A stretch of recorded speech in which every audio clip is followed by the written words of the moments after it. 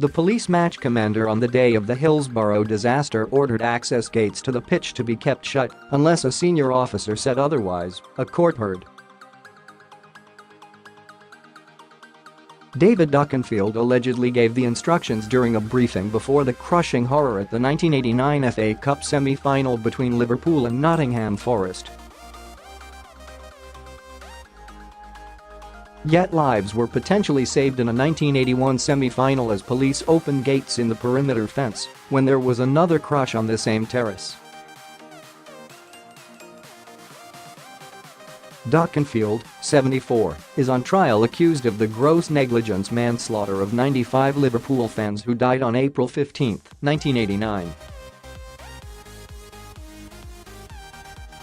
Read More Hillsborough trial. David Duckenfield's failures were extraordinarily bad. Jurors heard officers at Sheffield Wednesday's ground that day had been given strict orders to keep access gates onto the pitch closed, only to open them by express command of a senior officer. Prosecutor Richard Matthews QC said police constable Fiona Nicol remembered the pre-match briefing and will give evidence at the trial. He said she will describe how what stuck in her mind about the match briefing was an instruction Mr Duckenfield gave that the pitch perimeter gates were not to be opened unless permission was first obtained.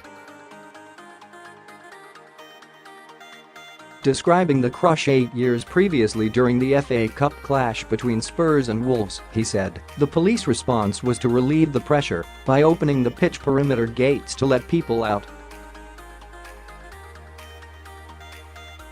The jury was shown footage from that match, with fans sitting pitchside alongside press photographers. More Hillsborough match commander David Duckenfield pleads not guilty to manslaughter charges. Mr Matthews also read excerpts from a letter sent the following June by a senior South Yorkshire Police officer to then Sheffield Wednesday chairman Herbert McGee. It said, "It is beyond doubt that the police action in letting spectators onto the track was not only necessary but was vital to avoid further serious injuries and possibly save life." In 1987, Coventry City played Leeds United as Hillsborough hosted another FA Cup semi-final. The court was told the decision was made to delay kickoff by 15 minutes because supporters had been held up by heavy traffic. Mr Matthews said the jury would also hear evidence of how police checked the tickets of Leeds fans at a filter point before they arrived at the Leppings Lane turnstiles. A similar system appeared to have been in place during the 1988 semi-final, again between Liverpool and Nottingham Forest, when police provided cordons to filter fans.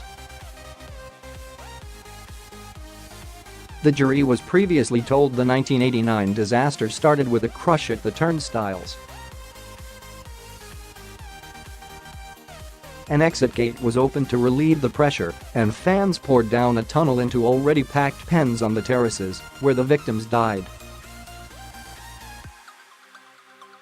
But the prosecutor said that same tunnel had been closed when pens became full the previous year. The court heard 16 security cameras had been installed at the stadium to watch the turnstiles. They were linked to monitors in the control room. But they were not there for fans' safety and were primarily to stop turnstile staff taking bribes from ticketless supporters. Mr Matthews said arrangements for the 1989 match meant 10,100 Liverpool fans with tickets for the terraces had to get through 7 turnstiles at the Leppings Lane end. This, said the prosecutor, made it obviously identifiable as a bottleneck for fans. And he said the risk of death from crushing was obvious, serious and present. Mr Matthews said large crowds were massed in the Leppings Lane end about 30 minutes before kickoff. He said at this point Duckenfield spoke to Supt Bernard Murray in the police control box. Duckenfield asked, "Are we going to get them all in, Bernard?" Supt Murray, who has since died, replied, "Yes, we'll get them in." Also on trial at Preston Crown Court is former Sheffield Wednesday club secretary Graham Mackrell, 69. He is accused of contravening a condition of the ground safety certificate and a health and safety offence. The jury was told the safety certificate, issued in 1979, was out of date by the time of the 1989 semi-final.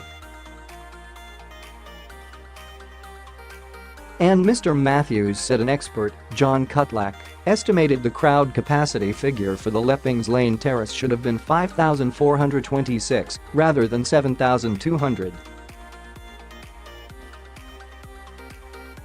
This was due to alterations, including the erection of radial fences to create pens.